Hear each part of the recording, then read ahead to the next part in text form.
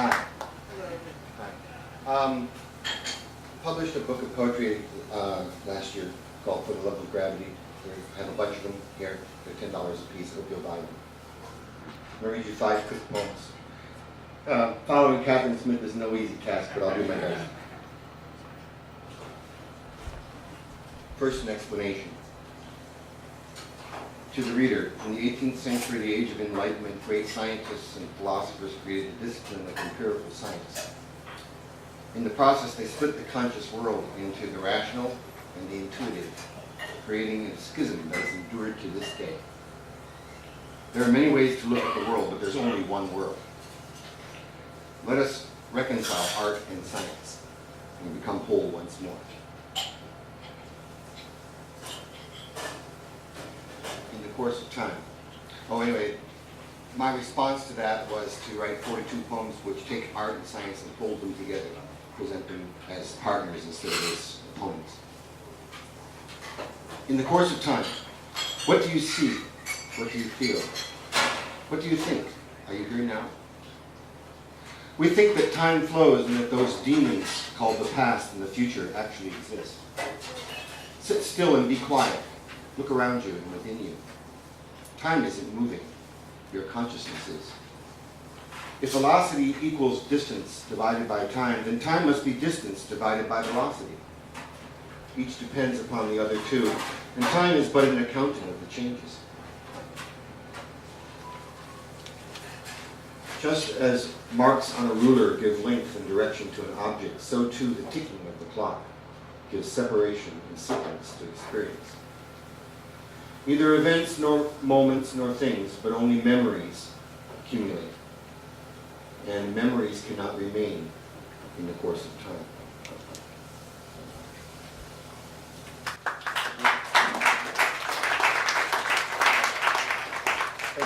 Thanks a lot. Surface tension. I look at you and I see the surface. Not necessarily the one I expected. Definitely not the one I want. My senses feed my perception and my mind forms a judgment. Instantly or nearly so. It may have taken you 20 years to become what you are, but I've got my answer in less than 20 seconds. And my answer is the one that counts. If you drop a needle into the water, it will sink instantly. If you lay the needle carefully on the water, it will float freely on the surface. Whether by molecular forces or social prejudice, we form a boundary layer, a sticky surface tension that must be overcome before anything can penetrate. A surface so thin that we hardly notice it, a barrier so constant it becomes habitual, rendering ourselves incapable of really seeing anything. As it is with all defenses, we are at once protected and imprisoned. Knowing that we can't have it both ways, we strain to allow what we can, only to be left wondering what we actually missed.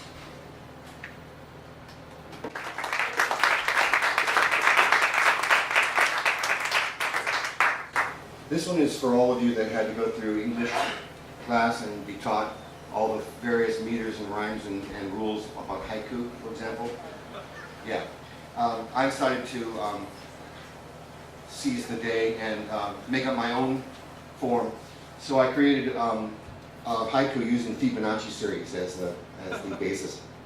Fibonacci haiku. The poetry looks really funny. It looks like diamonds. 1, 3, 5, 7, 8, 13, and so on. Fibonacci haiku. A single word becomes many and it grows, becoming a whole idea. The idea brings new thoughts encompassing the past, building upon the impressions of those who gave their voice but now are gone. One can only think for one, but many can at least combine their experiences. Once recorded, an idea lives, self-sustaining, carried upon the river time, lending its power as needed to all. So, the young believe that their thoughts are brand new, made fresh on the spot from nothing. But a tree is rooted in the soil from which it sprang.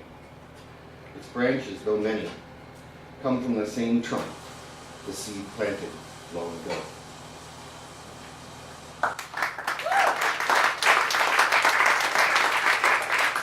just two more. Just two more here. This is for all of you that felt a little odd, like you didn't quite fit in. If you took a statistics class, you'll understand the terminology. Outliers. For those who were incapable of being within the bell curve track. For those who took the silver spoon and chose to give it back. For those who were inexplicable, unpredictable, 2 standard deviations from the norm. For those who, given the application, wouldn't fill out the form. For those who didn't have a z-score, were neither median nor mean. For those who pressed for true or false, chose something in between. For those who, born to the captain's chair, found they couldn't stay. For those who, though statistically impossible, still did it anyway. For those who abandoned the top 2 percentile to dance in the desert all night. For those who, though deviant by random sample, still managed to delight.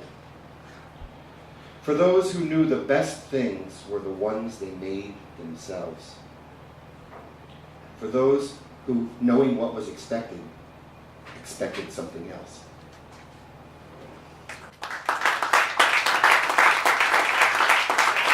Thank you.